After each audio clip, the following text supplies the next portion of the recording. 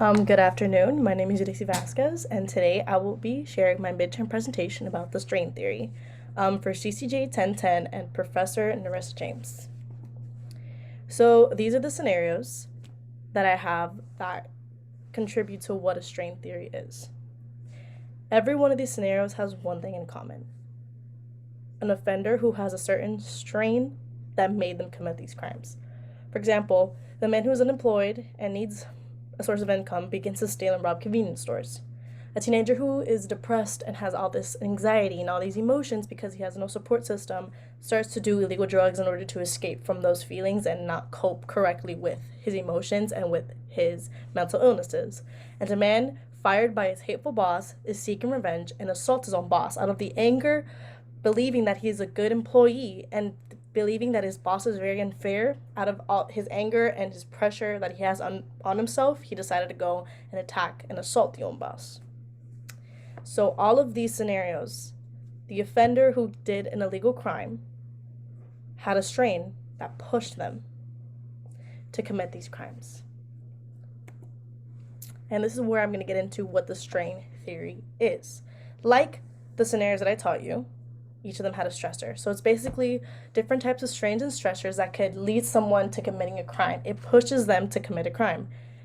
This is very helpful in criminology and in sociology and psychology because it could lead to an explanation behind why people commit crimes, even to the point of what kind of crimes and what people commit, what kind of crimes.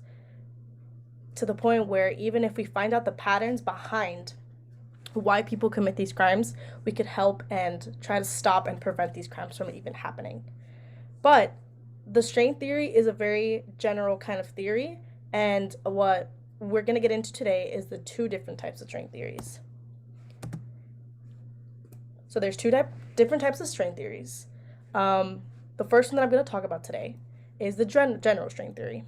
This is Robert Agnew. He is a sociology professor from Emory University, and in the 1980s he proposed that the strain theory, that the general strain theory that anybody through any kind of lifestyle can be affected by everyday life. While before there are other strain theories that only people of certain economic statuses could be stressed, and that's people with certain economic statuses could the strain theory can only be applied to them. But in the 1980s, Robert Agnew actually presented the fact that anybody can have strain and stressors on their life that affects them to, get these crimes, to make these people do these kinds of crimes. If you think about it, like anybody now has different types of triggers and responsibilities and strains and stressors. Everybody's life is different. Everybody is different. So everybody from any type of lifestyle, from any type of socioeconomic status, any gender, any race, anybody could have a stressor in their life that pushes them into committing a crime. It's not only people who are of lower class or of the minority race classes like Hispanics or Asians or Black people. It's anybody can be affected by stressors. Even people of high social income and majorities like white people can be affected by the strains and stressors of their own lives. There's no assumption based on any social classes. It contributes to so many factors in life. It can contribute to mental factors. It can contribute to physical health factors. It can contribute to pressure from families, pressure from jobs, pressures from yourself in any type of life, at work, in your relationships with your family, with your partner, with your friendships, with your colleagues, and your mental health. If you have any mental illnesses like depression or anxiety or BPD or DID, those things also put a lot of stress on yourself. From any area of your life could come the strain of stressors. It can come from people, from yourself, from situations. And with this, he also explained that because the general strain theory is so broadened on who is included, anyone can find this relatable. If you think about it, how many problems do you have yourself right now? And how many times have you told yourself, oh, if I did this and I had this done, then that's one less problem and I'd be okay for the rest of the year?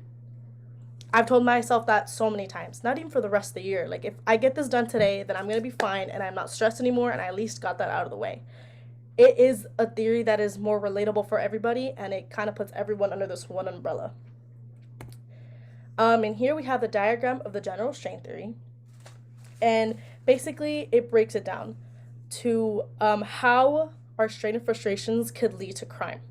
So here, the failure to positively achieve goals, that has to do with more with Merton's strain theory, but that we'll talk about later. So just focus on the presentation of noxious stimuli and removal of positively valid stimuli. So the presentation of noxious stimuli is basically stressors that come into your life that start putting negativity and pressure and strain on your life. So some of those could possibly be, for example, an abusive parent to a child, an abusive partner to another partner, an abusive boss to an employee. It could also be a student being bothered or bullied by another student that affects their self-esteem and affects their work because it's affecting their self-esteem. A boss who puts a lot of strain on the employees. He is unfair and he is just unreasonable, and he just puts so much pressure on every single employee. These would be presentation of noxious stimuli, the negative stressors that come into your life and that get put on you, and it makes you feel depressed, stressed, frustrated, angry, confused. So many negative emotions come from this. And everyone has noxious stimuli in our lives that could, make our lives a little more frustrating, a little harder. And the next one here is the removal of positively valued stimuli.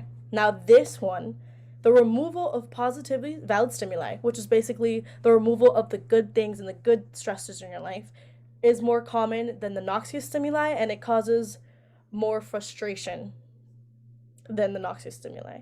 So basically the removal of positive valid stimuli valid stimuli means like the good things in your life. For example, it could be the loss of a partner, the loss of a family member, of a friend.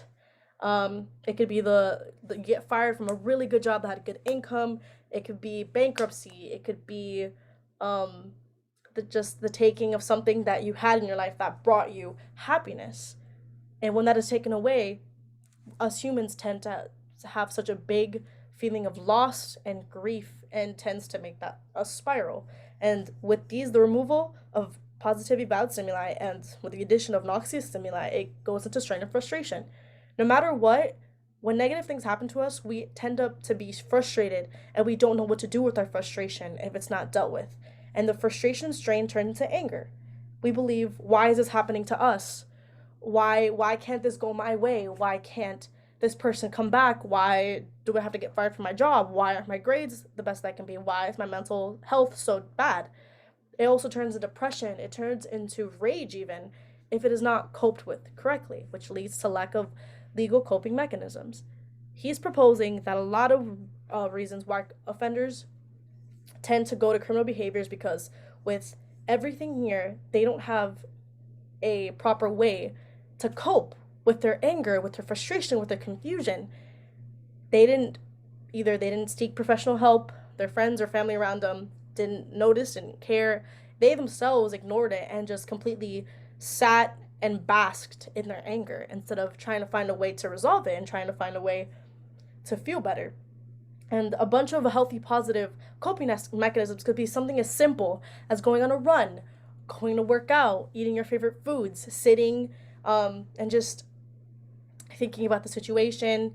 It could even be talking to a friend, venting, crying. Anything as simple as that, the simple joys could really help you cope in that way, to have a clearer mind and a clearer headspace. You can even go to a person of professional help, a psychologist, a therapist, a doctor, to help you better explain your feelings and to help you have more access to medicines that can help you as well. But if we don't find coping mechanisms or promote better coping mechanisms, then all the strain and frustration, the anger, can turn into criminal behavior. It could push us into not thinking clearly. It could push people into doing the worst, committing crimes, because their emotions, their trauma, all their negativity wasn't dealt with correctly. And instead of putting that energy into feeling better, they put that energy into more destructive types of, more destructive types of behaviors. And it can be shown that a lot of offenders and people in jail right now have had a lot of trauma that hasn't been dealt with correctly, and that is why they have been led into a life of crime. So Robert Agnew is basically trying to say that with general strain theory, that anyone can be affected by their strain and stresses of life, whether it is with the presentation of noxious stimuli or the removal of positively valid stimuli. The strain and frustrations, and if that all those negative emotions start building up and are not coped with directly and correctly or in a healthy manner, then it's more likely that people will start committing criminal acts and delinquency and get into criminal behavior. So in a way, he's trying to say that we have to try to always get to the coping mechanisms to prevent more criminal behavior. Now, Merton's strain theory. This is also Robert Merton. He was also a professor of sociology, and he was known as the father of sociology, one of the founding fathers of sociology, and he was a criminologist. He was growing up during the 1930s, and basically America was going through its own proper strain, which was the Great Depression, meaning that the stock market has crashed in 1929. Merton noticed everything happening and how, because of the Depression, people had to do certain things to survive. Many families and many people were stealing from other people in order to have money to eat for the day, or even provide for their families. And that's when he started thinking about society and its expectations. During that time, it was preached about the American dream. And the American dream was basically saying that if you put in the work, in America, you put in the work, you put in the time, you will get your success, you will get your wealth, and the work that you put in will come back to you tenfold. All you have to do is work hard and be a very loyal and genuine person and just keep working that way. But after the Great Depression, what was preached to us wasn't sought out.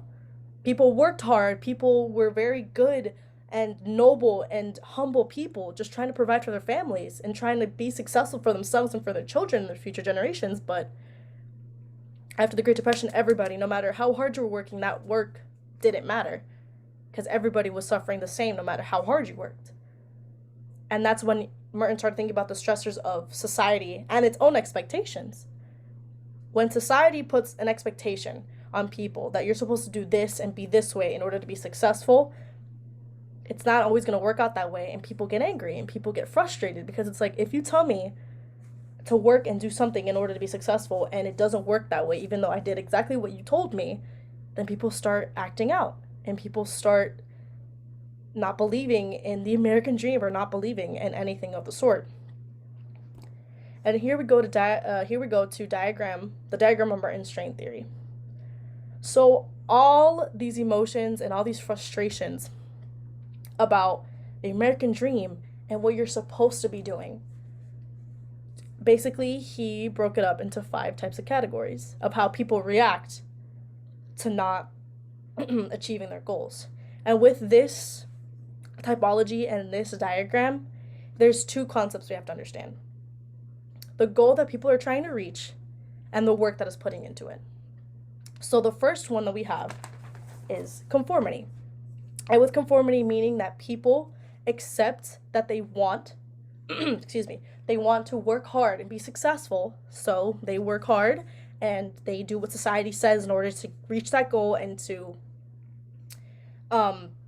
get to the point of, wanting to be successful. And conformity, a lot of people are conformists, if you think about it. Like us college students, we are taught that if we go to college and we get a higher education into the field we want, we have more of a chance to get better jobs and to get higher paying jobs and to be successful in our fields. A lot of people, you could say, are conformists. Now, the second one is ritualism, which basically means that someone doesn't really accept the goals of wealth and success, but they do work hard because they are happy with, living in ends meet. They live check to check and they're just happy living with no success, and they accept the fact that not everyone really ends up being as successful as they're told. So they're just happy living their life, working their job, living with their families, and they just they conventionally give in working, but they don't really care about their success because they realistically know that not many people achieve that level of success. So instead, they kind of just conform to their own, like, you know what, I like my life, I like living day to day. I really don't care about the success as long as I'm happy with my my job, with my life, and I get by. That's all they really care about. And with the American dream, going back to that, a lot of people started understanding and realizing that only a small percent of people gain the success like they were promised that they would gain. And that is true. A lot of people don't gain that success to that extent.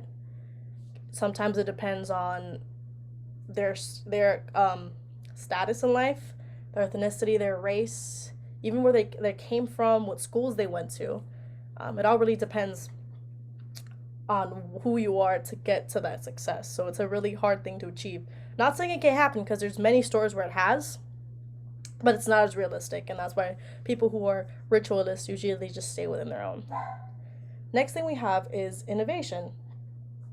And innovation basically means that people want to be successful and wealthy, but they don't conventionally work hard like society says we're supposed to.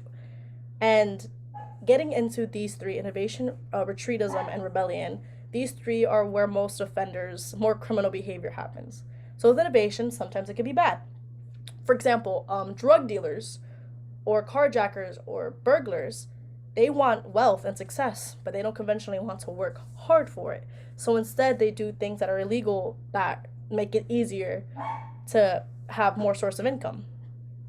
So innovators are more criminalized, but doesn't mean that innovators and innovation is bad, because there are entrepreneurs, there are inventors, there are scientists who have also innovated and helped society more even. And now we go to retreatism. And retreatism are people who do not care about wealth or success and do not care about work. They are very introverted and they isolate themselves from society because they don't believe in anything. It's more depressive and it's a more depressive outlook than any of these 5 categories. For example, there was a bomber that after, I don't remember if it was after or before, I think it was the Unabomber. After he planted all those bombs, he lived in a cabin by himself in the woods. No water, no light, no running water, no light, no nothing, because he was satisfied with how he was living. He didn't want to be a part of society. He saw society as something bad, and instead he decided to retreat everything and just live on his own. There are many philosophers and sociologists that have done the same. I can think of Henry David Thoreau. For example, he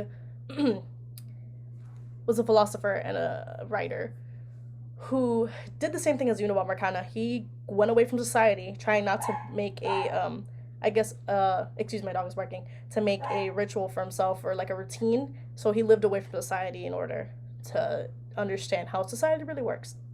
And the 5th category is rebellion. And a lot of people could say that offenders are rebellious, and a lot of delinquents and criminal people are rebellious.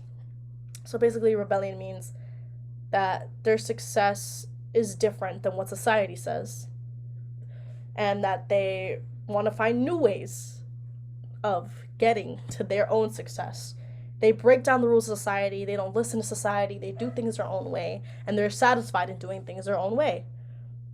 A lot of the times, though, we see rebellion and rebellious people as a bad thing. We think of kids who are not listening to their parents, people who are not listening to the law, undermining officers, undermining people of higher authority, which a lot of people do, and understandably so. But sometimes we do need rebellious people. For example, a great example would be our founding fathers. If they didn't fight against the English Parliament and they didn't set their own established rules about how America was going to be run, they would have been executed and seen as the enemy, when in reality they wanted to build a framework for the United States and separate it. And without them, we wouldn't have America as it is right now. Sometimes rebellious people are needed in a society. So with all these 5 categories, it all explains how people deal with the strain of society itself. A lot of people usually, the normal population either is conformists or ritualists, And again, with innovation, retreatism, and rebellion, a lot of more criminal offenders come from those areas, since they feel like they can cheat the system and get things their own way and not having to abide by the rules of the law. So this is the strain theory summarized. So any type of strain and stressor. With both of these theories, the general strain theory and Merton's strain theory, it shows how different types of strains. General strain theory, anybody can have strains. It could be in your daily life, and different kinds of people can be affected. With the Merton strain theory, it was shown that people from higher socioeconomic classes most likely were more affected because of the Great Depression, and then showing how people dealt with that. But they're both stressors nonetheless, and most people who are stressed and put under pressure commit crimes because they have no other way of doing it, or they have to in order to survive their situation. The strain theory altogether, Merton's or the general strain theory, explains human nature. It explains that when we're under duress, what we have to do in order to survive. It's the whole fight or flight situation. Do we fight it or do we run away? It helps criminology because it helps explain why people commit certain types of crimes and why people commit crimes altogether. It can even help prevent crimes and predict what kind of people would, do what kind of crimes or just do crimes altogether. And that's how the strain theory helps sociology, it helps psychology, it helps criminology, it helps the criminal field, it helps all those factors, and explains human nature itself. Here are my references, and thank you so much.